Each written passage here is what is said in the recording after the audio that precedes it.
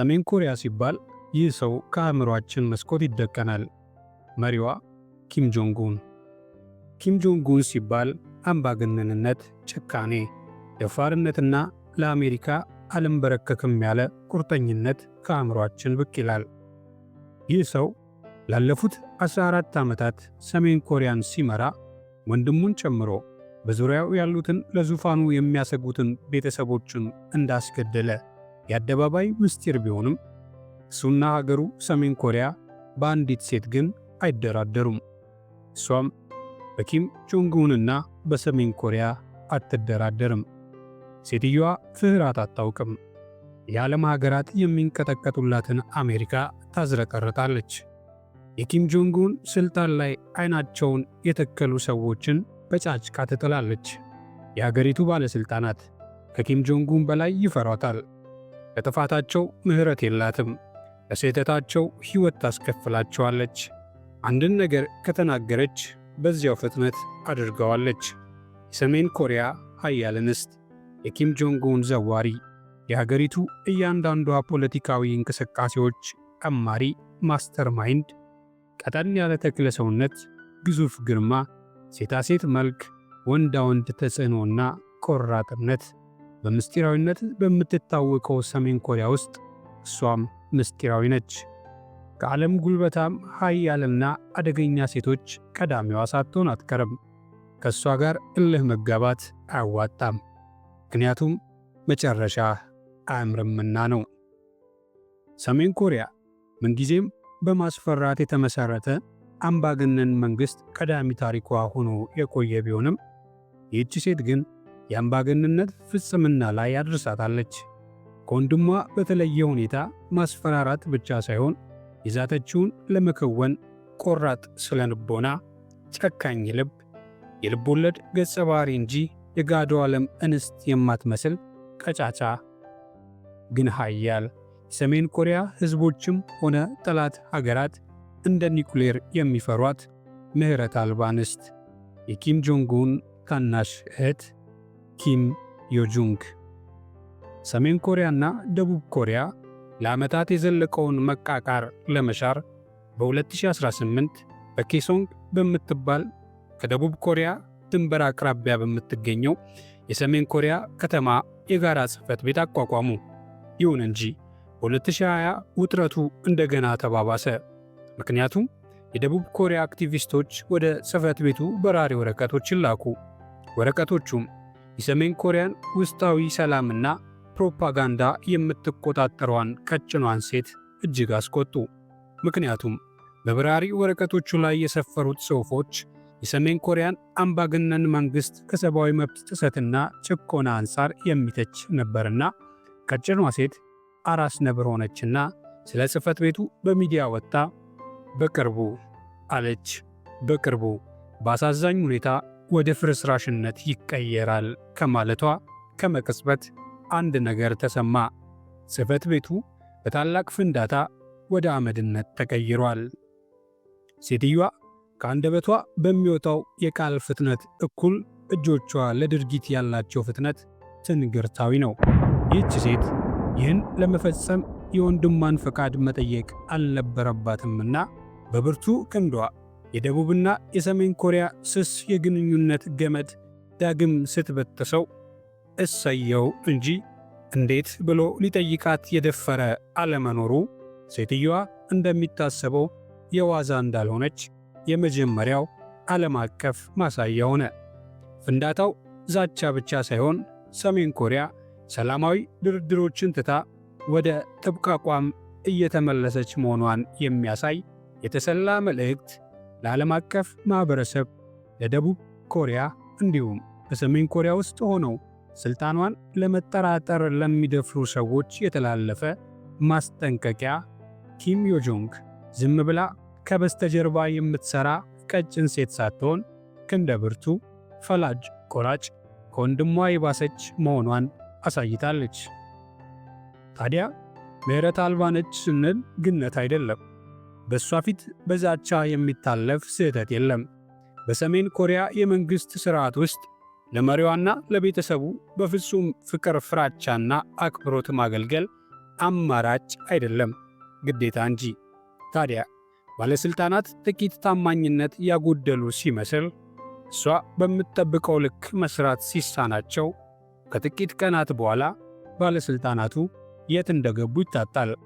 እሷና ወንድሟ ግን የት እንደገቡ ያውቃሉ። በኒውክሌር ምክንያት ከአሜሪካ ጋር የሚኖረው ዲፕሎማሲያዊ ድርድር ምንጊዜም የሰሜን ኮሪያ ስስ ብልት ነውና በድርድሩ ላይ የሳቱ ወይ የፎረሹ ባለሥልጣናት ድራሻቸው ይጠፋል ወይ በግልጽ ይገደላሉ። ታዲያ ከዚህ ሁሉ ከባባድ ውሳኔዎች ጀርባ ይህች ሴት ቀማሪዋ ኪም ዮጆንግ አለች። ብዙዎች ኪም ዮጆንግ ከወንድሟ ይበልጥ ጨካኝ ናት፣ ከእሷ አንጻር ኪም ጆንግ ኡን ሩህሩህ ሆደ ቡቡ ነው ይላሉ። ፍርሃትን እንደ መሳሪያ ለመጠቀም አትፈራም። ኪም ጆንግ ኡን የበላይ መሪነት ሚናን እየተጫወተ ባለበት ሁኔታ ማንም ሰው ከድንበሩ እንዳያልፍ ብሎም ጮክ ብሎ እንዳያይ ለወንድሟ መንግሥት ግዙፍ አጥር እንቅልፍ አልባ ዘብ ነች። ማንም ሳት ብሎት የኪም ጆንግ ኡንን ዙፋን መመኘት ቀርቶ ምኞት በሚመስል ዓይን ከተመለከተ ራሱ ከንስሐ በፊት በኪም ዮጆንግ የነብር ጥርሶች ይሰለቀጣል። በኤፕሪል 2020 ዓለም በሙሉ በጭንቀት ተዋጠች። አጭርና ወፍራሙ አምባገነን ኪም ጆንግ ኡን በድንገት ከእይታ ተሰወረ።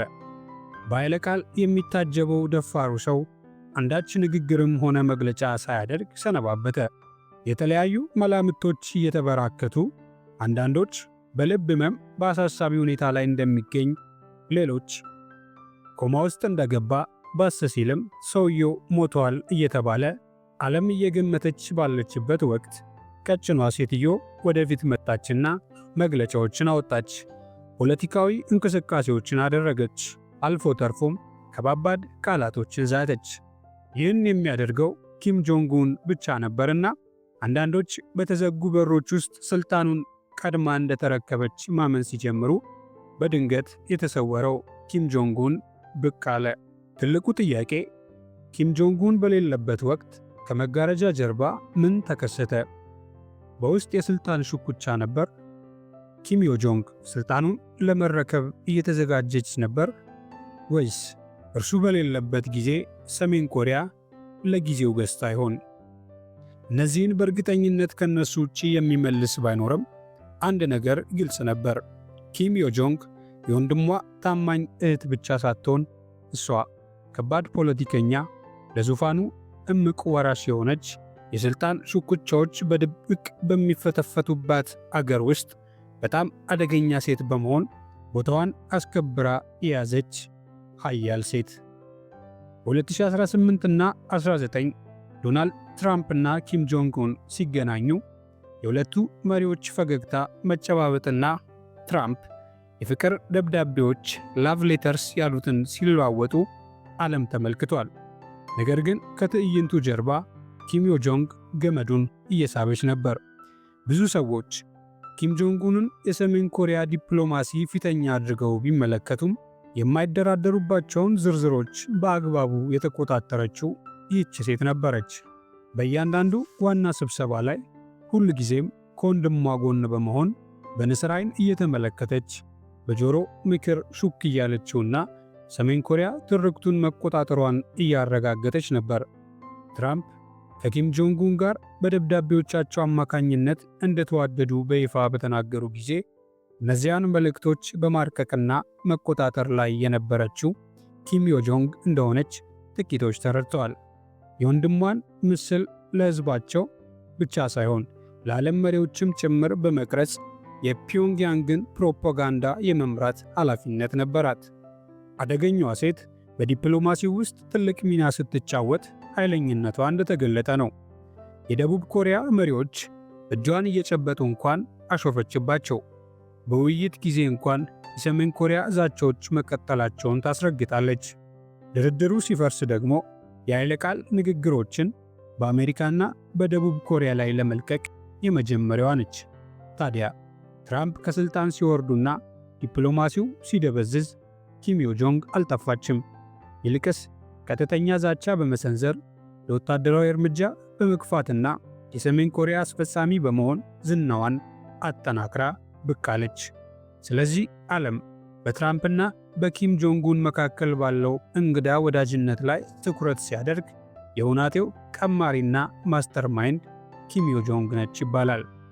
ሴትየዋ ጠብመንጃ ብቻ ሳይሆን የሰው ልጅ ስነ ልቦናም ፍርሃትም መሳሪያዎቿ ናቸው። የበላይ ገዢነት ሚናውን ከሚጫወተው ወንድሟ በተለየ ከተላው ውስጥ በመንቀሳቀስ ጠላቶቻቸውንና አጋሮቻቸውን በተመሳሳይ የሳይኮሎጂካል ጦርነት ትቆጣጠራለች።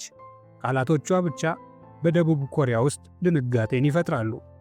ለአውሮፓውያን አቆጣጠር በ2022 ደቡብ ኮሪያ ከአሜሪካ ጋር ጠንካራ ወታደራዊ ትብብርን ስታቀርብ ዩናይትድ ስቴትስ የተራዘመ እገዳዋን ባጠናከረች ቁጥር አለች ሴትየዋ የሰሜን ኮሪያ የበቀል ምላሽ የከፋ ይሆናል ስትል ለጦርነት በማስፈራራት ቀጭኗ ሴት አስፈሪ መግለጫ ሰጠች። የወታደራዊ ጥቃቶችን፣ የኒውክሌር ጥቃቶችንና አጠቃላይ ውድመትን በተመለከተ ቀጥተኛ ዛቻዎችን ስታወጣ ከወንድሟ ለየት የሚያደርጋት የምታስተላልፍበት መንገድ ነው። ቀዝቃዛ፣ በጥንቃቄ የታሰበበትና በሚያስደናግጥ ሁኔታ ግላዊ የሆነ ስሜታዊነት የማይነበብበት ነው። የደቡብ ኮሪያ መሪዎችም ኢዲየትስ ደደቦች ብላ ሰየመች። አሜሪካ ሰሜን ኮሪያ የጦር መሳሪያዎቿን እንድትተው በመጠበቋ ተሳለቀች። ወደ ሰሜን ኮሪያ መረጃ የሚልኩ ባንዳዎችንም የሰው ዝቃጭ በማለት አስፈራራች። ሰሜን ኮሪያ ጠብ በሸተታት ቁጥር ኪም ዮ ጆንግ ለመናገር የመጀመሪያዋ ናት። ሰሜን ኮሪያ ሚሳኤሎችን በጃፓን ላይ ስታስወነጭፍ ማንም ምላሽ ለመስጠት ካሰበ ትልቅ መዘዝ እንደሚኖር አስጠነቀቀች። በሰሜን ኮሪያ ፕሮፓጋንዳ ማሽን ላይ ያላት ቁጥጥር ፍጹም ነው። እያንዳንዱ የኪም ጆንግ ኡን ምስል፣ እያንዳንዱ ንግግር፣ እያንዳንዱ ድንገተኛ ክስተት የሚከናወነው በሷ ቁጥጥር ስርና በጥንቃቄ ነው። በሰሜን ኮሪያ የሚገኝ የዜና ማሰራጫ ስህተት ቢሰራ ሰዎቹ ድራሻቸው ይጠፋል። አንድ የመንግስት ባለስልጣን ትክክለኛውን መልእክት ከማሰራጨት ከቦዘነ ከኃላፊነቱ ይወገዳል። አንድ ዲፕሎማት አገዛዙን ካሳፈረ ዳግም አይታይም። ሰሜን ኮሪያውያን የሚያዩትን ብቻ ሳይሆን ዓለም ሰሜን ኮሪያን እንዴት እንደምትመለከት ትቆጣጠራለች። የምታደርገው እያንዳንዱ እንቅስቃሴ ጠላቶቿ ግራ እንዲጋቡ፣ ሕዝቦቿ ታማኝ እንዲሆኑና ኃይሏ ያለ ተቃውሞ እንዲቀጥል ታልሞ የተሰራ ነው። በእያንዳንዱ ንግግር፣ በእያንዳንዱ ስድብና ዛቻ አንድን ነገር ታረጋግጣለች። እሷ የኪም ጆንግ ኡን እህት ብቻ ሳትሆን ልክ እንደ ኒውክሌር መሳሪያ የሰሜን ኮሪያ በጣም አደገኛ ትጥቅ ነች። ኪም ዮ ጆንግ። ውድ የማራኪ ስቶሪስ ቤተሰቦች በዛሬው ዝግጅታችን ስለ ሰሜን ኮሪያዋ አምባገነን ኃያል እንስት ኪም ዮ ጆንግ ማራኪ ታሪክ አይተናል። በሌላ የማራኪ ታሪክ ዝግጅቶች እስከምንገናኝ መልካሙን ሁሉ እንመኛለን።